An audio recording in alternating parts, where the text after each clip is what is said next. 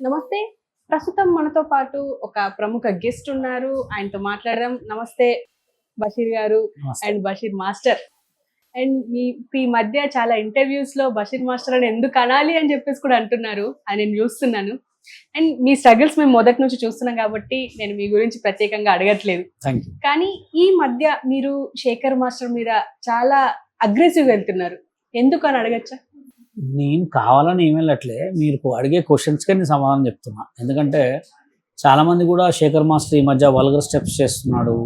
అంటే దబిడి దిబిడి సాంగ్ కానీ ఇప్పుడు వచ్చిన ఈ సాంగ్ కానీ చాలా ట్రోల్స్ కూడా నేను చూస్తున్నా. అవును. ఇప్పుడు ఎవరెవరో ఏమి డ్యాన్స్ తెలవనోళ్ళే వాటికి ట్రోల్స్ చేస్తున్న తప్పులేదు. నేను చెప్తే తప్పేముంది. అంటే డాన్స్ అనేది అదొక మనకు గాడ్ గిఫ్ట్. అవును. అదొక తల్లి కంటే ఎక్కువ. అదొక కలమ తల్లి అంటారు. అట్లాంటి దాన్ని చేస్తూ చేస్తూ మంచి పేరు తెచ్చుకున్న వాళ్ళు బ్యాడ్గా ఎందుకు మారుతున్నారు అనే వాటి మీద క్వశ్చన్. డెఫినెట్‌గా. ఇప్పుడు ఎక్కడైనా సిచ్యువేషన్ చూసుకుంటే స్టెప్స్ అనేవి కొంచెం హార్డ్గానే ఉండాలి. డాన్స్గానే ఉండాలి.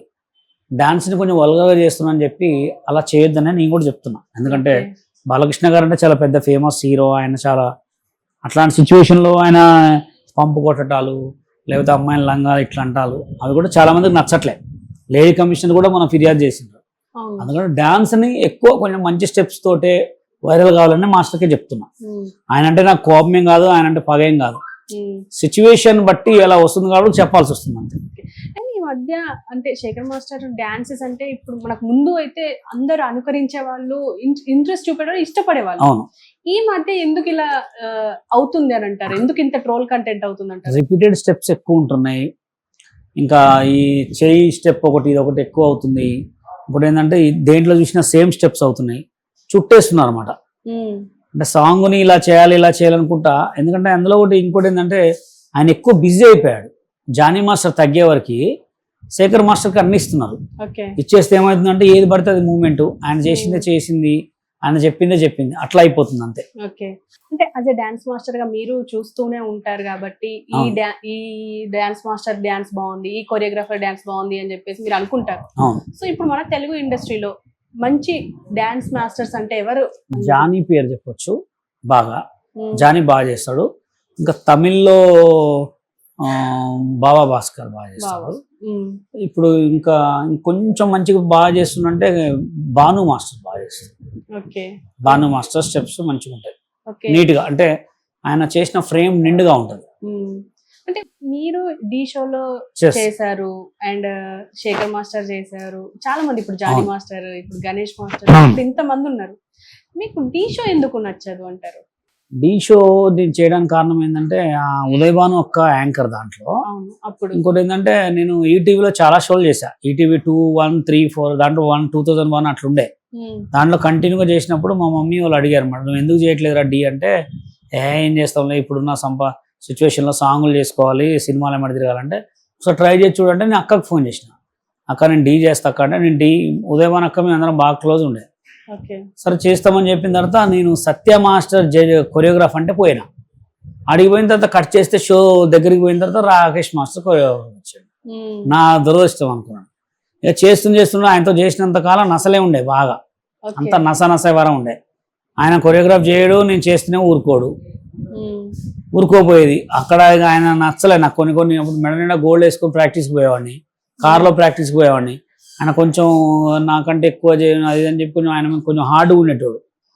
ఇక క్లాసికల్ డ్యాన్స్ ఈ సిచ్యువేషన్ ఇక్కడ చిన్న సిచ్యువేషన్ కూడా నన్ను ఆయన ఊకే ఆయన్నే ఎత్తుతా ఉన్నారు. నాకు నచ్చలే.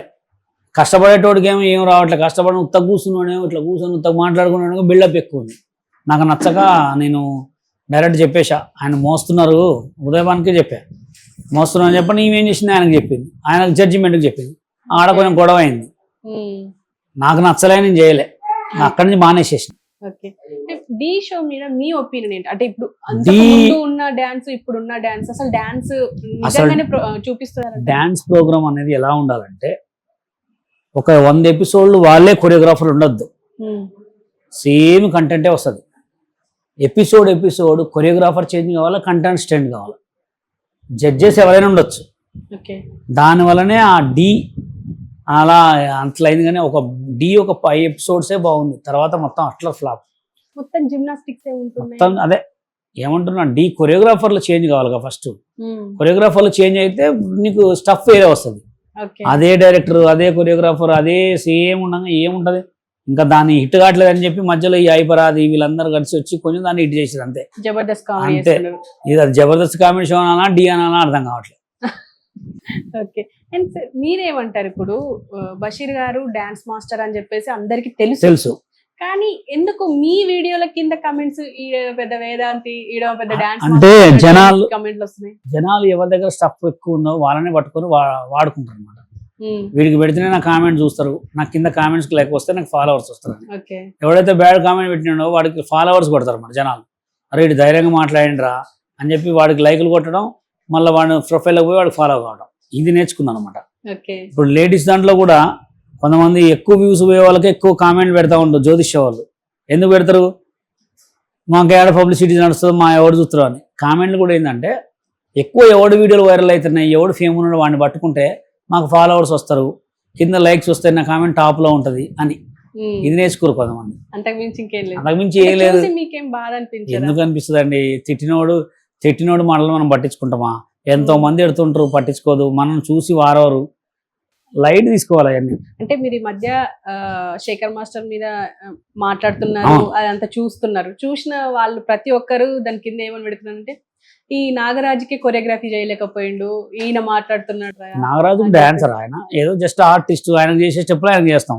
ఆయన మన కింద పడి ఫ్లోర్ మూమెంట్స్ పెడతాం. ఆయన్ని ఎవరికి చేసే వాళ్ళకి చేస్తాం. పెద్ద సినిమా ఇస్తే పెద్ద సినిమా లాగా చేస్తాం, చిన్న సినిమా ఇస్తే చిన్న సినిమా లాగా. ఆల్బమ్ సాంగ్ లెక్క చేస్తాం. ఆల్బమ్ సాంగ్ సినిమా సాంగ్ లెక్క చేస్తామా? చేయలేం కదా. చేసిన లామ్యం ఉంది. ఎంతో మంది చేస్తారు, వాళ్ళకి కొట్టమనండి లైక్లు పోయి, వాళ్ళని తీసుకోమనండి. ఎవరెవరో పిల్లగాలు నాకంటే మంచిగా ఇష్టలు 100 మంది ఉన్నారు, వాళ్ళని పెట్టి వాళ్ళని కామెంట్ పెట్టి వాళ్ళ వీడియోలు షేర్ చేయమనండి. నా దగ్గరికి ఎందుకు రావాలి? నా వీడియోలు ఎందుకు చూడాలి? నేను చూడమని చెప్పట్లే కదా. ఓకే. అది. అండ్ మీరు ఈ మధ్య మీరు ఒక వీడియో బాగా వైరల్ అయింది, అందులో ముఖ్యంగా సాయి పల్లవి దగ్గర నేను డాన్స్ చేయబోతున్నా అంటే దానికి కొరియోగ్రాఫ్ చేయబోతున్నా అని చెప్పేసి ఉంది.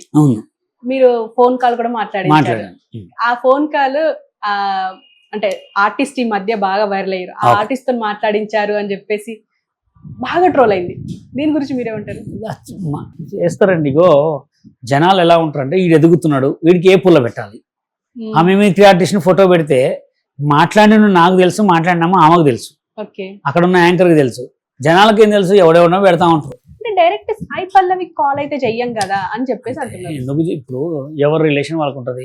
ఇప్పుడు నేను ఎంతమందితోనో తిరిగినా అన్ని చెప్పుకోవాలి, వాళ్ళకి చెప్పలేము కదా. అలా సిచ్యువేషన్ అక్కడ అది వచ్చింది, మాట్లాడాము అంతే అంతే. ఇప్పుడు మీరు మళ్ళీ కాల్ చేసి రెస్పాండ్ అవుతారా? చేయకూడదు. ఎందుకు చేయకూడదు అంటే మనకంటూ ఒక ఆపర్చునిటీ వచ్చినప్పుడు చెడగొట్టుకోవద్దు ఎప్పుడైనా. అవునా కదా? ఊకి ఇప్పుడు ఆల్రెడీ వైరల్ అయిందని వాళ్ళకు కూడా తెలియదు. మనకే తెలిసిన వాళ్ళకి ఇంకెప్పుడో తెలియాలి. ఊరికే డిస్టర్బెన్స్ చేయకూడదు. ఇప్పుడు వీళ్ళు చేయడానికి ఉన్న అవకాశం ఉందో ఊడిపోయిందో